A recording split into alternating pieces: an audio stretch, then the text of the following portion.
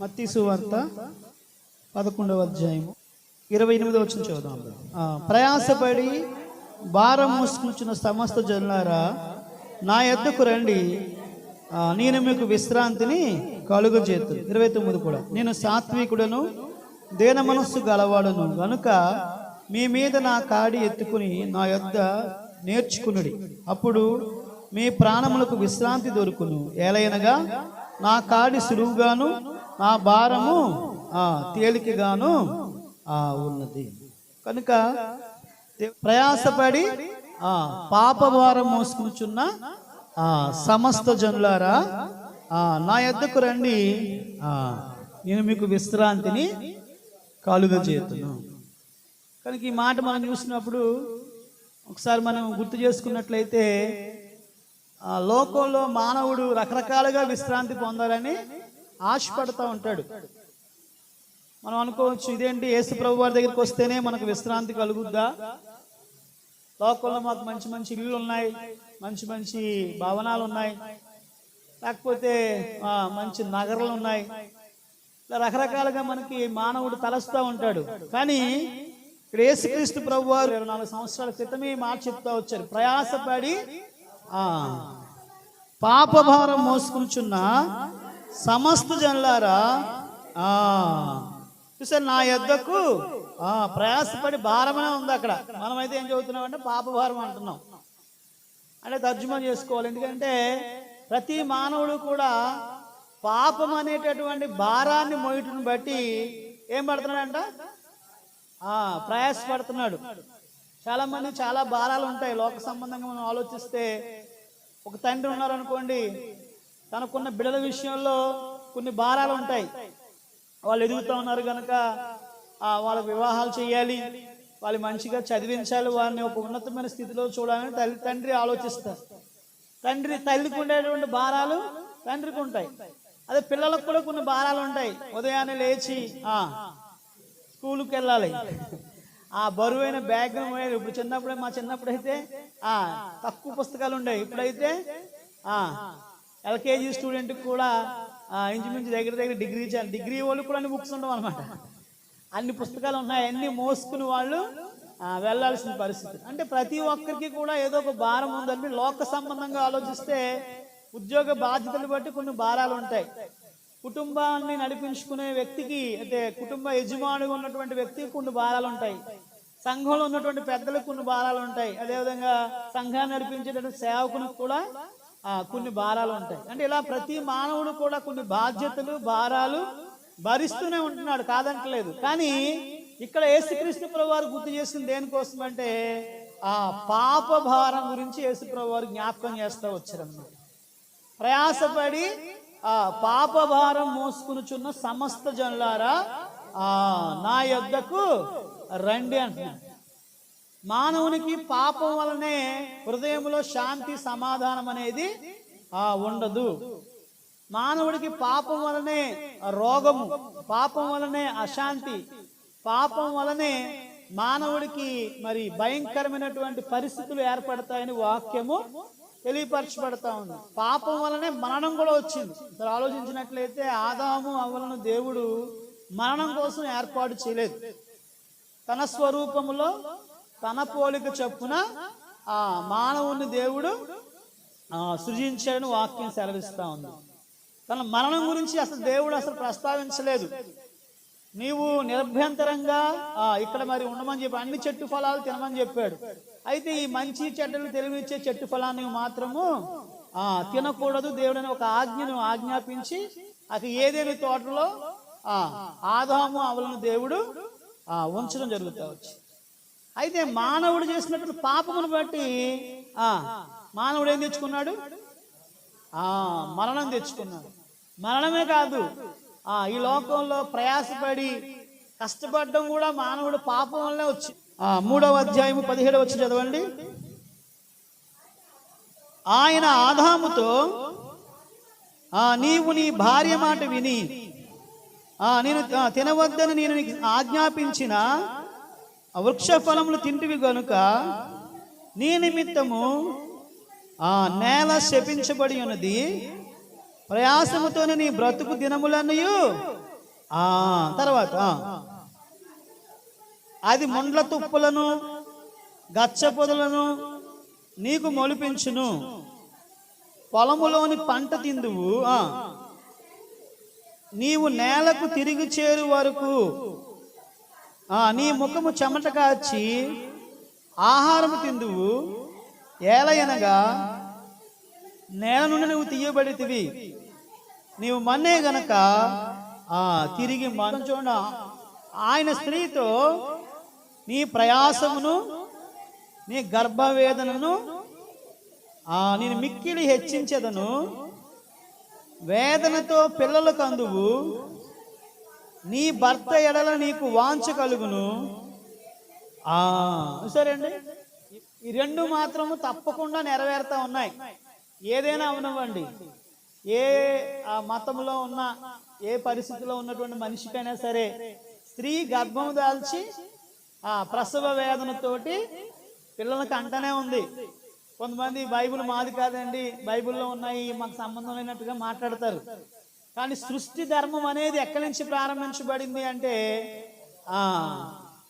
Bible గ్రంథంలోనే మనం ఆది కాండంలో చూస్తున్నాం. దేవుడు పెట్టినటువంటి రెండు కూడా మరి మానవుని యొక్క జీవితాల్లో కుటుంబ పరంగా జీవించేవారు ప్రతి ఒక్కరిలో కూడా ఇవి జరుగుతూ ఉన్నాయన్నమాట. ఆదాము మొదలుకొని ఇప్పటి వరకు ఉన్న ప్రతి ఒక్కరిలో కూడా ఇవి జరుగుతూ ఉన్నాయి. అంతేకాదు మరి బ్రతికేటటువంటి మానవుడు కూడా తప్పనిసరిగా ఏదో ఒక రోజున ఈ లోకాన్ని విడిచిపెట్టవలసిన వాడే. మన్నైనది మరలా వెనుకటి వలె మన్నైపోవును. ఆత్మ దేవుడు దయచేస్తాడు కనుక ఆయన దగ్గరికి వెళ్ళిపోద్దని వాక్యం సెలవిస్తుంది. ఈ విషయంలో మాత్రం ఎవ్వరు కూడా కాదనడానికి సరిపోదు. ఎవరైనా అనగలుగుతారో చెప్పండి? ఎవరైనా చెప్తారా? నేను ధనవంతుని కదా, ప్రభువా నా మరణాన్ని ఒక 2 రోజులు ఆప్ చేయి అని ఆపగలిగినటువంటి శక్తి ఏ వ్యక్తికి కూడా లేదు. ఇది మాత్రం సత్యం. మనం గమనించినట్లయితే మనం చూస్తున్నాం దేవుని యొక్క వాక్యంలో, దేవుని యొక్క వాక్యాన్ని మనము జ్ఞాపకం చేసుకున్నట్లయితే, ప్రయాసపడి పాపభారం మోసుకునుచున్న సమస్త జనులారా నా యొద్దకు రండి.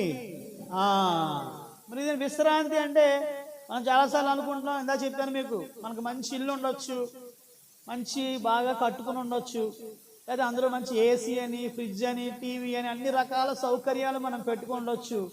అయినా సరే మన ఇల్లు కొన్నిసార్లు మనకు ఏమవుదు చెప్పండి? ఏమవుదు? శాంతినివ్వదు, సంతోషాన్ని ఇవ్వదు, సమాధానం ఇవ్వదు. ఎందుకు ఇంత కష్టపడ్డాను, నాకు వీటి వల్ల ఎందుకు ఆనందం రావడం లేదు అనేటటువంటి ఆలోచనలు కూడా కొన్నిసార్లు మనం కలిగినటువంటి వారిగా ఉండొచ్చు. ఎందుకు అంటే వాక్యం సెలవిస్తా ఉంది, మనిషి పాపం వలన వచ్చు జీతం మరణం అని రాయబడి, ప్రయాసపడి పాపభారం మోసుకుంటున్న సమస్త జనులారా నా యొద్దకు రండి, నేను మీకు విశ్రాంతిని. కాబట్టి ఒకసారి ఆలోచిద్దాము. పాపం అనేది మనిషికి ఏం లేకుండా చేస్తుంది చెప్పండి? శాంతి లేకుండా చేస్తుంది. దేవుని దగ్గరికి ఆదాము అవ్వలు చాలా ముఖాముఖిగా దేవునితో మాట్లాడుతూ వచ్చేవారు. చల్లపూట వారి దగ్గరికి వచ్చి మరి దేవుడు దర్శించినట్లుగా వారితో మాట్లాడినట్లుగా వాక్యం మనం చూస్తాము. కానీ ఇక్కడ మనం చూసినప్పుడు వీళ్ళు ఎప్పుడైతే తినకూడని చెట్టు ఫలాన్ని వారు తినద్దని దేవుడు ఆజ్ఞాపించారో వారితోటి, ఆ చెట్టు ఫలాన్ని వాళ్ళు తిన్నారో ఆనాటి నుంచి దేవునితోటి వాళ్ళకి సహవాసం అనేది కోల్పోయారు. ఆదాము ఆదాము నువ్వు ఎక్కడున్నావు అంటే నీ స్వరము విని నేను చెట్టు చాటున దాగుకున్నాను అంటాడు. అంటే దేవునితోటి కలిగినటువంటి సంబంధాన్ని ఆదాము అవ్వలు ఏం చేసుకున్నారు చెప్పండి? పోగొట్టుకున్నారు. కనుక ఈ రోజున మనం దేవుణ్ణి ఆరాధించడానికి సిద్ధపడతా ఉన్నాము. ఇందాక పాట కూడా పాడాము, సంతోషము నీకు కావాలని పాడుతూ వచ్చాము. దేవుడు ఈ రోజున రక్షించబడినటువంటి వారికి చెప్పనాశక్యము మహిమాయుక్తమైన సంతోషాన్ని ప్రభువు దయచేశారు. కష్టాలు లేవని కాదు, ఇక్కడ పాడేవాళ్ళం, నుంచున్న వాళ్ళం, లేకపోతే చెప్పేవాళ్ళం, అయితే ఇక్కడ వినేవాళ్ళకి కష్టాలు, ఇబ్బందులు, వ్యాధులు, బలహీనతలు లేవని కాదు. కానీ యేసు ప్రభు వారు ఇచ్చినటువంటి సంతోషం చెప్పనాశక్యమైంది, అది మహిమ యుక్తమైంది. చెప్తా ఉన్నాను. ఆయన రాకడికి అన్ని గుర్తులు కూడా చూడండి, రాజ్యాల మీదకి రాజ్యాలు పడతాయని రాయబడింది, దేశాల మీదకి దేశాలు, తర్వాత కరువులు కాటకాలు భూకంపాలు వస్తాయని వాక్యంలో ముందుగానే రాయబడుతూ వచ్చి ఆయన వాగ్దానాలన్నీ కూడా నెరవేర్చబడుతూ ఉన్నాయి. అయితే మనకి ఇంకా రక్షణ లేకపోతే, ఇంకా మారు మనసు అనుభవం లేకపోతే, యేసు ప్రభువు అనేది విశ్వాసం నుంచి మన పాపాలు ఒప్పుకోకపోతే, బాప్తిసం తీసుకోకపోతే మనం ఎక్కడ ఉండిపోతాం చెప్పండి? విడవబడిపోయిన పరిస్థితిలోనే మనము ఉండిపోతాం. నేను చెప్పే మాట ఒకటే, మనందరం ఇప్పుడు ఎలా కూర్చున్నామో అలా పరలోకంలో అందరం కూడా ఆరాధించాలి. మనకంటే ఈ చిన్నవారిలో ఏ ఒక్కరు విడిచిపెట్టబడము నాకు ఇష్టం లేదు అంటాడు దేవుడు.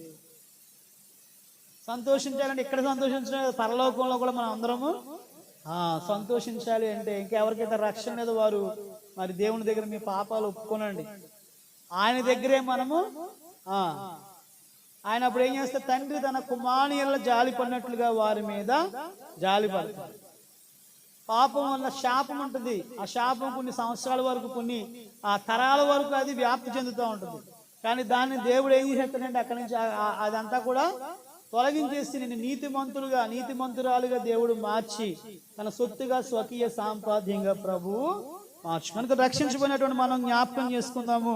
దేవుడి సన్నిధిలో చేరిన మనము ఆయన ఇచ్చిన రక్షణ బట్టి, ఆయన చేసినటువంటి సహాయం బట్టి, అయితే మనకిచ్చినటువంటి యొక్క రక్షణ బట్టి ఆయన్ని మనం ఆరాధించి మహిమపరు గణపరుద్దాము, దేవుని నామాన్ని స్తుతిద్దాము. ఎందుకంటే అనేక మందికి లేని గొప్ప ధన్యత ప్రభు మనకు అనుగ్రహించారు. ఆయన్ని రాయబడిన మాట మనం చూస్తే, ప్రయాసపడి పాపభారం మోసుకునిచున్న సమస్త జనులారు, అందులో నేను నువ్వు కూడా ఉన్నాము. మనల్ని ప్రభు పిలుచుకున్నాడు. ఆయన పిలుపుకు మనం లోపడడం వల్ల ప్రభు ఏం చేశారు? మనల్ని రక్షించుకున్నాడు. ఆయన బిడ్డలుగా సొత్తుగా స్వకీయ సాంపాది చెప్పనా సఖ్యము మహిమాయుక్తమైన సంతోషాన్ని ప్రభు మనకి ఇప్పుడు మనం పాడగలిగే ఉందాక, సంతోషమే సమాధానమే, సంతోషమే సమాధానమే, సంతోషమే సమాధానమే, చెప్పనా సఖ్యమైన సంతోషం, చెప్పనా సఖ్యమైన సంతోషం. ఈ సంతోషము నీకు కావలెనా, ఈ సంతోషము నీకు కావలెనా, ఈ సంతోషము నీకు కావలెనా, నేడే యేసు నొద్దకు రమ్ము, నేడే యేసు నొద్దకు రమ్ము.